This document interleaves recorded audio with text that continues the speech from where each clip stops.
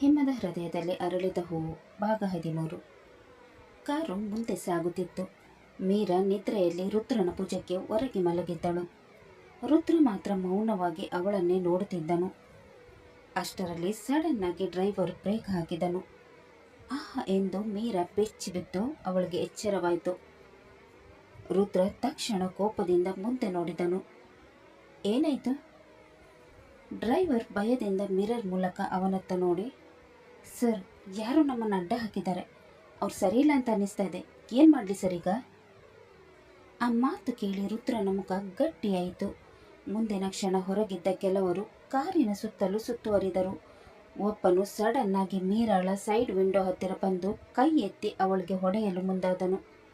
ಮೀರಾ ಭಯದಿಂದ ಜೋರಾಗಿ ಕಿರಿಚಿಕೊಂಡಳು. ಆದರೆ ಮುಂದಿನ ಕ್ಷಣವೇ ರುದ್ರ ತಕ್ಷಣ ಅವಳನ್ನು ತನ್ನತ್ತ ಎಳೆದುಕೊಂಡು ಪ್ರೊಟೆಕ್ಟ್ ಮಾಡಿದನು. ಅವನ ಒಂದು ಕೈ ಅವಳ ತಲೆಯನ್ನು ತನ್ನ ಎದೆಗೆ ಒತ್ತಿಕೊಂಡಿತ್ತು. ಮತ್ತೊಂದು ಕೈಯಿಂದ ಅವನು ಅವಳ ಸೈಡ್ ವಿಂಡೋವನ್ನು ಫೋರ್ಸ್ ಆಗಿ ಕ್ಲೋಸ್ ಮಾಡಿದನು. ಅವನ ಮುಖದಲ್ಲಿ ಈಗ ಅಪಾಯಕಾರಿ ಕೋಪ ಉರಿಯುತ್ತಿತ್ತು. ಅವನು ತನ್ನ ಸೈಡ್ ಡೋರ್ ಓಪನ್ ಮಾಡಲು ಹೋದನು. ಸರ್, ಹೋಗಬೇಡಿ, ಅವ್ರ ಕೈಯಲ್ಲಿ ತಲ್ವಾರಿದೆ ಎಂದು ಡ್ರೈವರ್ ಗಾಬರಿಯಿಂದ ಹೇಳಿದನು. ಆದರೆ ರುದ್ರನ ಕಣ್ಣುಗಳಲ್ಲಿ ಭಯದ ಸುಳಿವು ಇರಲಿಲ್ಲ. ಅವನು ನಿಧಾನವಾಗಿ ಡ್ರೈವರ್ ಕಡೆ ನೋಡಿ, ಜಗನ್, ನೀನು ಇವಳನ್ನು ನೋಡ್ಕೋ, ನಾನು ಇವ್ರನ್ನೆಲ್ಲ ವಿಚಾರಿಸ್ತೀನಿ. ಆ ಮಾತು ಕೇಳಿದ ಕ್ಷಣ ಮೀರಾಳ ಹೃದಯ ಭಯದಿಂದ ನಡುಗತೊಡಗಿತು. ಕಾರಿನಿಂದ ಇಳಿದ ರುದ್ರ ರೌಡಿಗಳ ಕಡೆ ನಿಧಾನವಾಗಿ ನಡೆದು ಬಂದನು. ಯಾರು ನೀವು? ಯಾಕ್ರೋ ನಮ್ಮ ಕಾರಿಗೆ ಅಡ್ಡ ಬಂದಿದ್ದೀರಾ?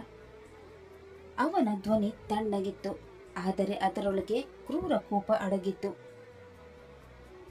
ನಾನು ಯಾರು ಅಂತ ನಿಮಗೇನು ಗೊತ್ತಿಲ್ಲ ಅನಿಸುತ್ತೆ. ಸುಮ್ಮನೆ ಇಲ್ಲಿಂದ ಹೋದರೆ ನಿಮಗೇನು ಒಳ್ಳೆಯದು.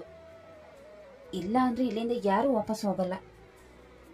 ಆ ಮಾತು ಕೇಳಿದ ಕ್ಷಣ ಅಲ್ಲಿದ್ದ ಒಬ್ಬ ರೌಡಿ ಜೋರಾಗಿ ನಗತೊಡಗಿದನು. ಯಾರೋ ಇವನು ಬಚ್ಚ, ನಮಗೇನೆ ಆವಾಜ್ ಆಗ್ತಾನೆ ಅಂತ ಹೇಳಿ ಅವನು ಮುಂದೆ ಬರತೊಡಗಿದಾಗ ಇನ್ನೊಬ್ಬ ರೌಡಿ ತಕ್ಷಣ ಅವನ ಹತ್ತಿರ ಬಂದು ಮೆಲ್ಲಗೆ ಅವನ ಕಿವಿಯಲ್ಲಿ ಹೇಳಿದನು, ಬಾಸ್, ಇವನು famous business tycoon Rudra Salian.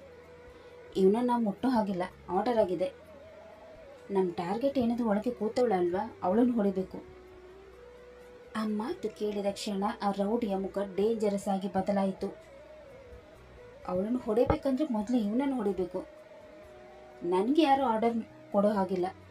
ಈ ಕಿಲ್ಲರ್ ಸೀನ ಮಾಡಿದ್ದ ಆರ್ಡರ್. ಮೊದಲು ಇವನಿಗೆ ಹೊಡೆದು ಆಮೇಲೆ ಅವಳನ್ನು ಮುಗಿಸೋಣ. ಇವನು ಬೇಜಾನ್ ಎಗರಾಡ್ತಾನೆ, ಮೊದಲು ಇವನ ರೆಕ್ಕೆ ಕಿತ್ತಾಕಬೇಕು ಎಂದು ಆ ಇಬ್ಬರು ರೌಡಿಗಳು ರುದ್ರನಿಗೆ ಕೇಳಿಸದಂತೆ ಪಿಸಿಗುಟ್ಟಿದರು. ರೌಡಿ ಸೀನ ಮುಂದೆ ಬಂದು ರುದ್ರನ ಎದುರೇ ನಿಂತನು. ಲೋ ಬಚ್ಚ, ಸೈಡ್ ಬಿಡೋ. ಒಳಗೆ ಒಳ್ಳೆ ಮಾಲ್ ಕೂತಿದೆ, ಆ ಮಾಲ್ ನಮಗೆ ಬೇಕು. ನಿನಗೆ ನಿನ್ನ ಜೀವ ಉಳಿಬೇಕಂದ್ರೆ ಮುಚ್ಕೊಂಡು ಸೈಡ್ಗೆ ಹೋಗು. ನಡೆಯೇ ಸೈಡ್ಗೆ. ಆ ಮಾತು ಕೇಳಿದ ಕ್ಷಣ ರುದ್ರನ ಕಣ್ಣುಗಳಲ್ಲಿ ಬೆಂಕಿ ಹೊತ್ತಿಕೊಂಡಿತು. ಅವನ ಕೈಗಳು ನಿಧಾನವಾಗಿ ಬಿಗಿಯಾದವು. ಏನೋ ಅಂದೆ ನೀನು ಎಂದು ಜೋರಾಗಿ ಗರ್ಜಿಸಿದನು. ಮುಂದಿನ ಕ್ಷಣ ಅವನು ರೌಡಿಯ ಶರ್ಟ್ ಕಾಲರ್ ಹಿಡಿದು ತನ್ನತ್ತ ಎಳೆದುಕೊಂಡನು. ನನ್ನ ಎದುರಿಗೆ ನನ್ನ ಹೆಂಡತಿ ಬಗ್ಗೆ ಅಸಹ್ಯವಾಗಿ ಮಾತಾಡ್ತೀಯಾ? ನನ್ನ ಹೆಂಡತಿ ಅನ್ನೋ ಪದ ಮೀರಾಳ ಹೃದಯವನ್ನೇ ನಡುಗಿಸಿತು. ರುದ್ರನ ಮುಖ ಈಗ ಸಂಪೂರ್ಣ ಡೇಂಜರಸ್ ಆಗಿತ್ತು. ನಿನ್ನ ಬಾಯಿಂದ ಇನ್ನೊಂದ್ಸಲ ಅವಳ ಬಗ್ಗೆ ಕೆಟ್ಟ ಮಾತು ಬಂದರೆ ನಾಲಿಗೆ ಕತ್ತರಿಸಿ ಕೈ ಕೊಡ್ತೀನಿ. ಅವನ ಧ್ವನಿಯಲ್ಲಿದ್ದ ಕ್ರೂರತೆ ನೋಡಿ ಅಲ್ಲಿದ್ದ ಕೆಲ ರೌಡಿಗಳು ಗಾಬರಿಗೊಂಡರು. ಆದರೆ ರೌಡಿ ಸೀನ ಮಾತ್ರ ರುದ್ರನ ಕೈ ತಳ್ಳಿ, ನಿನಗೆ ಇಬ್ಬರು ಹೇಳ್ತೀನಂತ ಕೇಳ್ಪಟ್ಟೆ. ಇವಳು ಮೊದಲಿನವಳ ಅಥವಾ ಎರಡನೇ ಅವಳ? ಏನು ರಸಿಕೆ ಕಣಯ್ಯ ನೀನು. ಇಬ್ಬರು ಹೆಣ್ತಿರನ್ನು ಇಟ್ಕೊಂಡು ಮಜಾ ಮಾಡ್ತೀಯ. ನಮಗೂ ಕೂಡ ಮಜಾ ಮಾಡಿಕೊಡು. ನಿನ್ನನ್ನೇನು ಕೇಳೋದು? ನಿನ್ನ ಕಣ್ಣ ಮುಂದೆನೇ ಅವಳನ್ನು ಎಳ್ಕೊಂಡು ಹೋಗ್ತೀನಿ.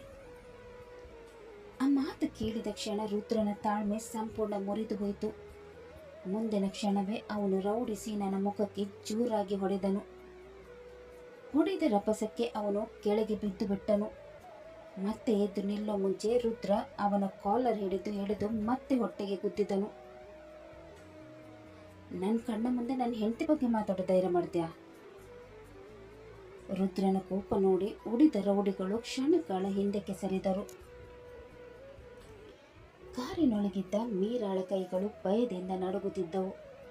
ಆದರೆ ಅವಳ ಕಣ್ಣುಗಳು ಮಾತ್ರ ರುದ್ರನ ಮೇಲೆ ಇತ್ತು. ಇವರು ನನ್ನನ್ನು ಕಾಪಾಡೋಕೆ ಇಷ್ಟೊಂದು ಫೈಟ್ ಮಾಡ್ತಾ ಇದ್ದಾರಾ ಎಂದು ಅವಳ ಹೃದಯ ವಿಚಿತ್ರವಾಗಿ ಹೊಡೆದುಕೊಳ್ಳತೊಡಗಿತು. ಭಯಾನಕ ಫೈಟ್ ನಡೆಯುತ್ತಿತ್ತು. ರುದ್ರ ಒಬ್ಬೊಬ್ಬರಾಗಿ ಎಲ್ಲರನ್ನೂ ಹುಡಿದೊರಳಿಸುತ್ತಿದ್ದನು. ಅವನ ಕೋಪ ಈಗ ಅಪಾಯಕಾರಿ ಮಟ್ಟ ತಲುಪಿತ್ತು.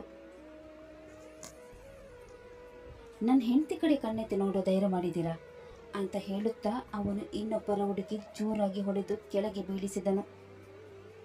ಅಷ್ಟರಲ್ಲಿ ಹಿಂದಿನಿಂದ ಬಂದ ಒಬ್ಬ ರೌಡಿ ಜೋರಾಗಿ ತಲ್ವಾರ್ ಬೀಸಿದನು. ಸರ್ ಎಂದು ಮೀರಾ ಜೋರಾಗಿ ಕಿರಿಸಿದಳು. ಆದರೆ ತಡವಾಗಿತ್ತು. ತಲ್ವಾರ್ ನೇರವಾಗಿ ರುದ್ರನ ಕೈಗೆ ತಗುಲಿತು. ಆಹಾ ಎಂದು ಅವನು ನೋವಿನಿಂದ ಹಲ್ಲು ಕಚ್ಚಿಕೊಂಡನು. ಮುಂದಿನ ಕ್ಷಣ ಅವನ ಕೈಯಿಂದ ರಕ್ತ ಹರಿಯತೊಡಗಿತು. ಅದನ್ನು ನೋಡಿ ಮೀರಾಳ ಹೃದಯವೇ ನಿಂತಂತಾಯಿತು. ರುದ್ರ ಸರ್ ಎಂದು ಕಣ್ಣೀರಿಂದ ಕಿರಿಚಿಕೊಂಡ ಅವಳು ತಕ್ಷಣ ಕಾರಿನಿಂದ ಕೆಳಗಿಳಿದಳು. ಅವಳ ಹಿಂದೆ ಡ್ರೈವರ್ ಜಗನ್ ಕೂಡ ಇಳಿದನು. ಮೀರಾಳನ್ನು ನೋಡಿದ ಕ್ಷಣ ಅಲ್ಲಿದ್ದ ರೌಡಿಗಳು ಮತ್ತೆ ಅವಳ ಕಡೆ ಬರತೊಡಗಿದರು. ಅದನ್ನು ಕಂಡ ರುದ್ರನ ಕಣ್ಣುಗಳಲ್ಲಿ ಮತ್ತೆ ಕ್ರೂರ ಕೋಪ ಹೊತ್ತಿಕೊಂಡಿತು. ಕೈಯಲ್ಲಿ ಗಾಯವಾಗಿದ್ದರೂ ಆ ನೋವನ್ನು ಅವನು ಲೆಕ್ಕಿಸಲಿಲ್ಲ. ಮುಂದಿನ ಕ್ಷಣ ಅವನು ರಕ್ತ ಬರುತ್ತಿದ್ದ ಕೈಯಲ್ಲಿ ಒಬ್ಬನ ಮುಖಕ್ಕೆ ಹೊಡೆದನು. ಇನ್ನೊಬ್ಬನನ್ನು ಕಾಲಿನಿಂದ ತಳ್ಳಿ ಕೆಳಗೆ ಬೀಳಿಸಿದನು. ಜಗನ್ ಕೂಡ ಅವರ ಜೊತೆ ಫೈಟ್ ಮಾಡತೊಡಗಿದನು. ಸರ್, ಕೇರ್ಫುಲ್ ಎಂದು ಜಗನ್ ಕೂಗಿದನು. ಆದರೆ ಆ ಸಮಯದಲ್ಲಿ ರುದ್ರನ ಕಣ್ಣುಗಳಲ್ಲಿ ಒಂದೇ ಒಂದು ವಿಷಯ ಇತ್ತು, ಮೀರಾಗಿ ಏನೂ ಆಗಬಾರದು. ಸ್ವಲ್ಪ ಹೊತ್ತಿನ ನಂತರ ಎಲ್ಲ ರೌಡಿಗಳು ಭಯದಿಂದ ಓಡಿ ಹೋದರು. ರಸ್ತೆ ಮತ್ತೆ ಮೌನವಾಯಿತು. ಆದರೆ ರುದ್ರನ ಕೈಯಿಂದ ಮಾತ್ರ ರಕ್ತ ನಿಲ್ಲದೆ ಹರಿಯುತ್ತಿತ್ತು. ಅದನ್ನು ನೋಡಿ ಮೀರಾಳ ಕಣ್ಣುಗಳಲ್ಲಿ ಕಣ್ಣೀರು ತುಂಬಿತ್ತು. ಅವಳು ಗಾಬರಿಯಿಂದ ಜಗನ್ ಕಡೆ ತಿರುಗಿ, ಅಣ್ಣ, ಹಾಸ್ಪಿಟಲ್ಗೆ ನಡೆಯಿರಿ ಎಂದು ಅಳುತ್ತಾ ಹೇಳಿದಳು. ರುದ್ರನ ಕೈ, ಕಾಲು, ಮುಖ ಎಲ್ಲ ಕಡೆ ಗಾಯವಾಗಿತ್ತು. ಅವನ ಶರ್ಟ್ ಸಂಪೂರ್ಣ ರಕ್ತದಿಂದ ನೆನೆದಿತ್ತು. ಅದನ್ನು ನೋಡಿ ಮೀರಾಳ ಕಣ್ಣುಗಳಿಂದ ಕಣ್ಣೀರು ನಿಲ್ಲದೆ ಹರಿಯುತ್ತಿತ್ತು. ಸರ್, ಕೇರ್ಫುಲ್ ಎಂದು ಅಳುತ್ತಾ ಅವನನ್ನು ಹಿಡಿದು ಕಾರಿನೊಳಗೆ ಕೂರಿಸಿದಳು. ರುದ್ರ ನೋವಿನಲ್ಲೂ ಅವಳನ್ನೇ ನೋಡುತ್ತಿದ್ದನು. ಕಾರು ವೇಗವಾಗಿ ಹಾಸ್ಪಿಟಲ್ ಕಡೆ ಹೊರಟಿತು. ಜಗನ್ ಗಾಬರಿಯಿಂದ ಡ್ರೈವ್ ಮಾಡುತ್ತಿದ್ದನು. ಹಿಂದೆ ಸೀಟಲ್ಲಿ ಮೀರಾ ರುದ್ರನನ್ನು ಗಟ್ಟಿಯಾಗಿ ಹಿಡಿದುಕೊಂಡಿದ್ದಳು. ರಕ್ತ ತುಂಬ ಹೋಗಿದ್ದರಿಂದ ರುದ್ರನಿಗೆ ತಲೆ ಸುತ್ತು ಬರತೊಡಗಿತು. ಅವನ ಕಣ್ಣುಗಳು ನಿಧಾನವಾಗಿ ಮುಚ್ಚಿಕೊಳ್ಳತೊಡಗಿದವು. ಅದನ್ನು ನೋಡಿ ಮೀರಾ ಇನ್ನೂ ಗಾಬರಿಯಾದಳು. ಸರ್, ಸ್ವಲ್ಪ ಹೊತ್ತು ಇನ್ನೇನು ಹಾಸ್ಪಿಟಲ್ ಬರುತ್ತೆ, ನೀವು ಕಣ್ಣು ಮುಚ್ಚಬೇಡಿ ಎಂದು ಅಳುತ್ತಾ ಹೇಳಿದಳು. ಅವಳ ಧ್ವನಿ ನಡುಗುತ್ತಿತ್ತು. ಅವಳ ಕಣ್ಣೀರು ರುದ್ರನ ಕೈ ಮೇಲೆ ಬೀಳುತ್ತಿತ್ತು. ಅದನ್ನು ನೋಡಿ ಅವನ ಹೃದಯ ವಿಚಿತ್ರವಾಗಿ ಮೃದುವಾಯಿತು. ಇಷ್ಟರ ತನಕ ಅವನಿಗೋಸ್ಕರ ಇಷ್ಟು ಭಯಪಟ್ಟವರು ಯಾರೂ ಇರಲಿಲ್ಲ. ಅವನು ನೋವಿನಲ್ಲೂ ಸಣ್ಣಗೆ ನಗಲು ಪ್ರಯತ್ನಿಸಿದನು. ನಾನು ಸಾಯಲ್ಲ ಎಂದು ನಿಧಾನವಾಗಿ ಹೇಳಿದನು. ನೀನಿಷ್ಟು ಅಳ್ತಾ ಇದೆಯಲ್ವಾ, ಅದಕ್ಕೆ ಬದುಕಬೇಕು ಅಂತ ಅನ್ನಿಸ್ತಾ ಇದೆ. ಆ ಮಾತು ಕೇಳಿದ ಕ್ಷಣ ಮೀರಾಳ ಕಣ್ಣೀರು ಇನ್ನೂ ಜಾಸ್ತಿ ಆಯಿತು. ಅವಳು ತಕ್ಷಣ ಅವನ ಕೈ ಗಟ್ಟಿಯಾಗಿ ಹಿಡಿದು, ಪ್ಲೀಸ್ ಸರ್, ಹೀಗೆ ಮಾತಾಡಬೇಡಿ. ಅವಳ ನಡುಗುತ್ತಿದ್ದ ಬೆರಳುಗಳು ಅವನ ಕೈಯನ್ನು ಬಿಗಿಯಾಗಿ ಹಿಡಿದಿದ್ದವು. ಆ ಸ್ಪರ್ಶದಲ್ಲಿ ಭಯವೂ ಇತ್ತು, ಕಾಳಜಿಯೂ ಇತ್ತು, ಮತ್ತು ಅವನಿಗೆ ಅರ್ಥ ಆಗದ ವಿಚಿತ್ರ ಸಂಬಂಧವೂ ಇತ್ತು. ಆಸ್ಪತ್ರೆ ಬಂದು ತಲುಪಿದ ಕ್ಷಣ ಮೀರಾ ಆಲ್ಮೋಸ್ಟ್ ಅಳುತ್ತಳೆ ಕಾರಿನಿಂದ ಇಳಿದಳು. ಡಾಕ್ಟರ್, ಯಾರಾದರೂ ಬನ್ನಿ ಪ್ಲೀಸ್ ಎಂದು ಗಾಬರಿಯಿಂದ ಕಿರಿಚಿಕೊಂಡಳು. ಅವಳ ಧ್ವನಿ ಕೇಳಿ ನರ್ಸ್ಗಳು ಮತ್ತು ವಾರ್ಡ್ ಬಾಯ್ಗಳು ತಕ್ಷಣ ಸ್ಟ್ರೆಚರ್ ತೆಗೆದುಕೊಂಡು ಓಡಿ ಬಂದರು. ರುದ್ರನ ಸ್ಥಿತಿ ನೋಡಿ ಎಲ್ಲರೂ ಶಾಕ್ ಆದರು. ತುಂಬ ಬ್ಲಡ್ ಲಾಸ್ ಆಗಿದೆ, ಕ್ವಿಕ್ ಟ್ರೀಟ್ಮೆಂಟ್ ಸ್ಟಾರ್ಟ್ ಮಾಡಿ ಎಂದು ಡಾಕ್ಟರ್ ಗಟ್ಟಿಯಾಗಿ ಹೇಳಿದರು. ಮುಂದಿನ ಕ್ಷಣ ರುದ್ರನನ್ನು ಐಸಿಯು ಟ್ರೀಟ್ಮೆಂಟ್ ರೂಮ್ ಒಳಗೆ ಕರೆದುಕೊಂಡು ಹೋದರು. ಮೀರಾ ಕೂಡ ಅವರ ಹಿಂದೆ ಹೋಗಲು ಪ್ರಯತ್ನಿಸಿದಳು. ಆದರೆ ನರ್ಸ್ ಅವಳನ್ನು ತಡೆದರು. ಮೇಡಮ್ ಪ್ಲೀಸ್, ನೀವು ಹೊರಗೆ ವೇಟ್ ಮಾಡಿ. ಆ ಮಾತು ಕೇಳಿದ ಕ್ಷಣ ಮೀರಾಳ ಕಣ್ಣುಗಳಲ್ಲಿ ಮತ್ತೆ ಕಣ್ಣೀರು ತುಂಬಿತು. ಅವಳ ಕೈಗಳ ಮೇಲೆ ಇನ್ನೂ ರುದ್ರನ ರಕ್ತ ಹಾಗೆ ಅಂಟಿಕೊಂಡಿತ್ತು. ಅದನ್ನು ನೋಡಿ ಅವಳ ಹೃದಯ ವಿಚಿತ್ರವಾಗಿ ನೋಯತೊಡಗಿತು. ಇದೆಲ್ಲ ನನ್ನಿಂದ ಆಗಿರುವುದು ಎಂದು ಅಳುತ್ತಾ ಹೇಳಿಕೊಂಡಳು. ಅಷ್ಟರಲ್ಲಿ ಟ್ರೀಟ್ಮೆಂಟ್ ಒಳಗೆ ಹೋಗುತ್ತಿದ್ದ ರುದ್ರ ಕಷ್ಟಪಟ್ಟು ಕಣ್ಣು ತೆರೆದು ಅವಳನ್ನೇ ನೋಡಿದನು. ಅವಳು ಅಳುತ್ತಿರುವುದನ್ನು ನೋಡಿ ಅವನಿಗೆ ಮತ್ತೆ ನೋವಾಯಿತು. ಅವನು ವೀಕ್ ಆಗಿದ್ದರೂ ಕೈ ಎತ್ತಿ ಅಳ್ಬೇಡ ಎಂದು ತುಟಿಗಳಿಂದ ಹೇಳಿದನು. ಆದರೆ ಮೀರಾಳ ಕಣ್ಣೀರು ಮಾತ್ರ ನಿಲ್ಲಲೇ ಇಲ್ಲ. ಡೋರ್ ಕ್ಲೋಸ್ ಆಯಿತು. ಆದರೆ ಹೊರಗೆ ರಕ್ತ ಮೆತ್ತಿಕೊಂಡಿದ್ದ ಕೈಗಳ ಜೊತೆ ಮೀರಾ ಒಬ್ಬಳೇ ನಿಂತಿದ್ದಳು. ಹಾಸ್ಪಿಟಲ್ ಕಾರಿಡಾರ್ ಸಂಪೂರ್ಣ ಮೌನವಾಗಿತ್ತು. ಆ ಮೌನದ ಮಧ್ಯೆ ಮೀರಾಳ ಅಳುವ ಸದ್ದು ಮಾತ್ರ ಕೇಳಿಸುತ್ತಿತ್ತು. ಅವಳು ಗೋಡೆಗೆ ಹೊರಗೆ ನಿಂತಿದ್ದಳು. ಕೈಗಳ ಮೇಲೆ ಇನ್ನೂ ರುದ್ರನ ರಕ್ತದ ಕಲೆಗಳು ಹಾಗೆಯೇ ಇತ್ತು. ಪ್ರತಿ ಕ್ಷಣವೂ ಅವಳ ಹೃದಯ ಭಯದಿಂದ ನಡುಗುತ್ತಿತ್ತು. ಅವರಿಗೆ ಏನಾದರೂ ಆಗ್ಬಿಟ್ರಿ ಎಂಬ ಆಲೋಚನೆ ಅವಳನ್ನು ಕಾಡತೊಡಗಿತು. ಅಷ್ಟರಲ್ಲಿ ಡಾಕ್ಟರ್ ಟ್ರೀಟ್ಮೆಂಟ್ ರೂಮ್ ಒಳಗಿಂದ ಹೊರಬಂದರು. ಮೀರಾ ತಕ್ಷಣ ಅವರ ಹತ್ತಿರ ಓಡಿ ಹೋದಳು. ಡಾಕ್ಟರ್, ಅವ್ರಿಗೇನೂ ಆಗಲ್ಲ ಅಲ್ವಾ ಎಂದು ಕಣ್ಣೀರಿನಿಂದ ಕೇಳಿದಳು. ಡಾಕ್ಟರ್ ಅವಳ ಕಡೆ ನೋಡಿ, ಗಾಯ ಡೀಪ್ ಆಗಿದೆ, ಆದರೆ ಲಕ್ಲಿ ಬ್ಲೇಡ್ ಕೈಗೆ ಮಾತ್ರ ತಗುಲಿದೆ.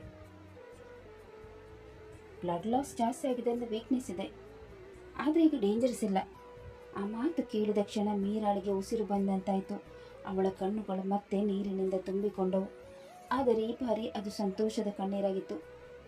ನಾವು ಪೇಷಂಟನ್ನು ರೂಮ್ಗೆ ಶಿಫ್ಟ್ ಮಾಡ್ತೀವಿ, ನೀವು ನೋಡ್ಬೋದು ಎಂದು ಡಾಕ್ಟರ್ ಹೇಳಿದರು. ಸ್ವಲ್ಪ ಹೊತ್ತಿನ ನಂತರ ರುದ್ರನನ್ನು ರೂಮ್ಗೆ ಶಿಫ್ಟ್ ಮಾಡಲಾಯಿತು. ಅವನು ಬೆಡ್ ಮೇಲೆ ಅನ್ಕಾನ್ಷಿಯಸ್ ಆಗಿ ಮಲಗಿದ್ದನು. ಕೈಗೆ ಬ್ಯಾಂಡೇಜ್, ಮುಖದಲ್ಲಿ ಸಣ್ಣ ಗಾಯಗಳು. ಯಾವಾಗಲೂ ಡೇಂಜರಸ್ ಆಗಿ ಕಾಣುತ್ತಿದ್ದ ರುದ್ರ ಈಗ ತುಂಬ ವೀಕ್ ಆಗಿ ಕಾಣಿಸುತ್ತಿದ್ದನು. ಮೀರಾ ನಿಧಾನವಾಗಿ ಅವನ ಹತ್ತಿರ ಹೋಗಿ ನಿಂತಳು. ಅವನ ಕೈಗೆ ಹಾಕಿದ್ದ ಬ್ಯಾಂಡೇಜ್ ನೋಡಿ ಅವಳ ಕಣ್ಣುಗಳಲ್ಲಿ ಮತ್ತೆ ಕಣ್ಣೀರು ತುಂಬಿತ್ತು. ನನ್ನನ್ನು ಕಾಪಾಡೋಕ್ಕೆ ಎಷ್ಟೊಂದು ಗಾಯ ಮಾಡಿಕೊಂಡ್ರು ಎಂದು ನಿಧಾನವಾಗಿ ಹೇಳಿಕೊಂಡಳು. ಅಷ್ಟರಲ್ಲಿ ಜಗನ್ ಅಲ್ಲಿಗೆ ಬಂದನು. ಮೇಡಮ್, ನೀವು ಮನೆಗೆ ಹೋಗಿ, ನಾನು ಎಲ್ಲಿದ್ದೆ ಸರ್ನ ನೋಡ್ಕೊಳ್ತೀನಿ. ಬೇಡ ಅಣ್ಣ, ನೀವು ಮನೆಗೆ ಹೋಗಿ, ನಾನು ಎಲ್ಲೇ ಇದ್ದೀವರೋ ನೋಡ್ಕೊಳ್ತೀನಿ. ಅಯ್ಯೋ ಬೇಡ ಮೇಡಮ್, ನೀವು ಹೋಗಿ, ನಾನು ಇರೋಕೆ ನಿಮಗೆ ಯಾಕೆ ತೊಂದರೆ? ಇದರಲ್ಲಿ ತೊಂದರೆ ಎಲ್ಲಿಂದ ಬಂತು? ನಾನು ಅವ್ರ ಹೆಂಡತಿ, ಗಂಡನ ನೋಡ್ಕೊಳ್ಳೋದು ಹೆಂಡತಿ ಆದವಳು ಕರ್ತವ್ಯ. ನೀವು ಹೋಗಿ ಅಣ್ಣ, ನಿಮ್ಮ ಮನೇಲಿ ನಿಮಗೋಸ್ಕರ ಎಲ್ಲರೂ ಕಾಯ್ತಾ ಇರ್ತಾರಲ್ವಾ? ಸರಿ ಮೇಡಮ್, ನೀವು ಹೇಳಿದ ಹಾಗೆ ಮಾಡ್ತೀನಿ. ಏನಾದರೂ ಅರ್ಜೆಂಟ್ ಇದ್ದರೆ ನನಗೆ ಕಾಲ್ ಮಾಡಿ, ನಾನು ನಾಳೆ ಬೆಳಿಗ್ಗೆ ಬರ್ತೀನಿ. ನೀವು ಹುಷಾರು? ಆಯಿತು ಅಣ್ಣ, ನೀವು ಹೋಗಿ ಬನ್ನಿ. ಆಯಿತು ಅಂತ ಹೇಳಿದ ಡ್ರೈವರ್ ಜಗನ್ ಅಲ್ಲಿಂದ ತಮ್ಮ ಮನೆಗೆ ಹೋದರು. ರುದ್ರನನ್ನೇ ನೋಡುತ್ತಿದ್ದ ಮೀರಾಳಿಗೆ ತಕ್ಷಣ ಮನೆ ನೆನಪಾಯಿತು.